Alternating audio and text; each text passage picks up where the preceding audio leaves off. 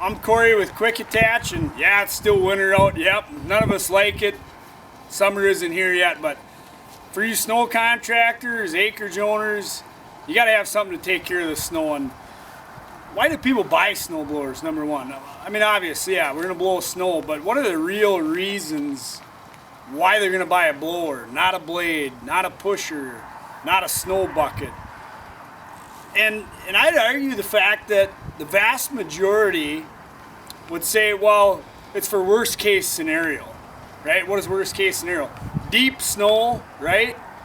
Drifted snow, they get 5-6 foot drifts, or worse yet, you drive around any commercial job site, buildings, businesses, the snow is always piled up. Huge piles of snow, right? Where they use buckets, they use pushers, they use blades, and they push it up. Well, the fact of the matter is, people buy snow blowers to blow the banks back. And let's get real with what are tough snow conditions to go blow a foot of powder? Yeah, it's deep, but that's not tough snow conditions. Or, you know, March snowfall where it has a lot of moisture. Yeah, it's wet, heavy snow, but that's not tough conditions. Tough conditions are going into wind-driven snow, plowed up snow, where immediately as soon as you start moving snow, the composition of the snow has changed, right? And then when you get temperature fluctuations where it is rock hard, those are difficult snow conditions, right? And people don't use buckets to, you know, move huge piles other than giant payloaders, but when they run out of room, they run blowers, right? This blower is basically designed after mountain style blowers where they don't even have a body on it. All it is an auger, right? Because it's chewing through hard packed snow that's piled up. So that's the exact design of this auger. You think it was, we have it opened up here to cheapen it up for a $3 piece of steel? No. It's all about efficiency and production. And the whole reason this auger is open is so that you can make more money and get more done on the job site. Because if you think you're gonna go into hard pack ice where you have the full width of the snowblower, 79, 85, 73 inches, it's not a dozer blade, it's a snowblower. The auger has to be chewing through that hard pack for the body even to get into that stuff, because you can't go ram into a pile of snow with a snowblower. It's not a dozer, right?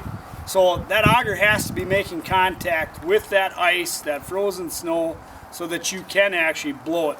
Because if we take this 11,000 pound machine and our side plates go way the heck out here, it'll turn the machine sideways if you're in icy conditions.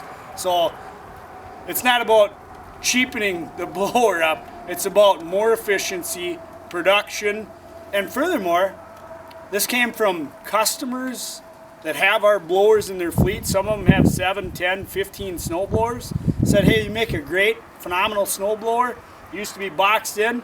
Here's how you improve it, right? So we listen to our customers, and that's why we go with this whole design of having the auger stick out. And yep, it does have a relief valve. So here's the best thing when talking worst case scenario. People want real world, right? Like, they want to know how tough something is. Can it really do it? This is actually a 5-year-old snow blower that we're blowing back banks and frozen crusted snow full of ice. But this is the results you can kind of expect. 5 years old, and you know what? 15 years from now, you're still going to be running that blower, and you're not going to have quality conversations. We're going to show you what worst case scenario is instead of talk about it. We're just going to show you so you can see what happens when we talk pressure relief valve, right? What a good insurance policy that is, why we put it on there. And then you can see for yourself. Don't take my word for it, take the video.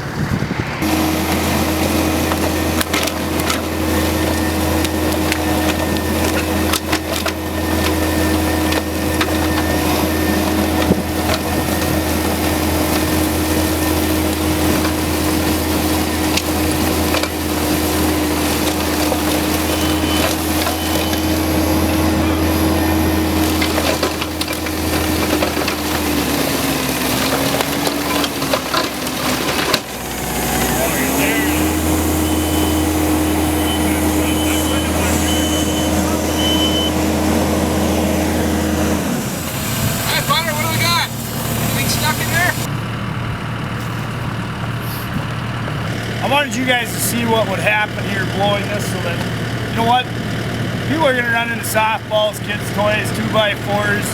That's why it's worst case scenario. But the whole point of it is, it's like a good insurance policy. It's not going to damage your equipment. That's what a relief valve does.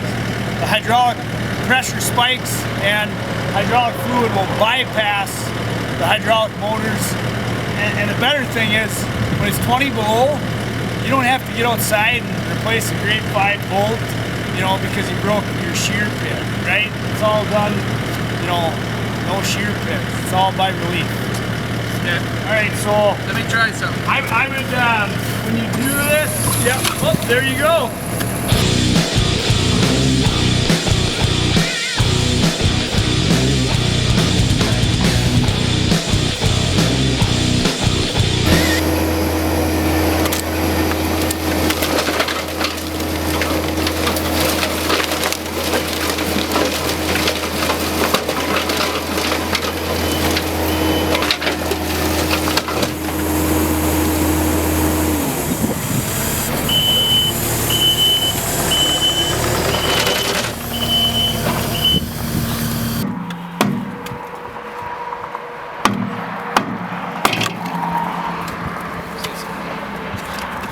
So here we had a chewed up 2x4, but with a traditional, you know, chain drive auger system, you would have broke that grade 5 bolt a long time ago. So the thing can handle quite a bit, but it's just nice where if you're inside the cab and it's 20 below and, you know, stuff happens, you're protected and your investment's protected, most importantly, and then you can go blowing snow the next day and not worry about it.